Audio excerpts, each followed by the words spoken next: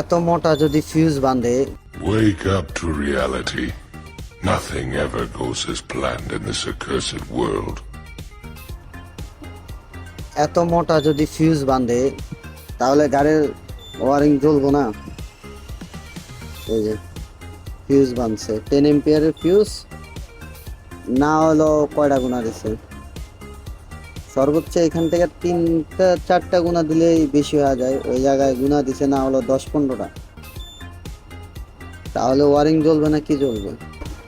এই যে এত মোটা তার দিছে, এখানে গুণা লাগবে 3 থেকে সর্বোচ্চ 2 থেকে 3টা।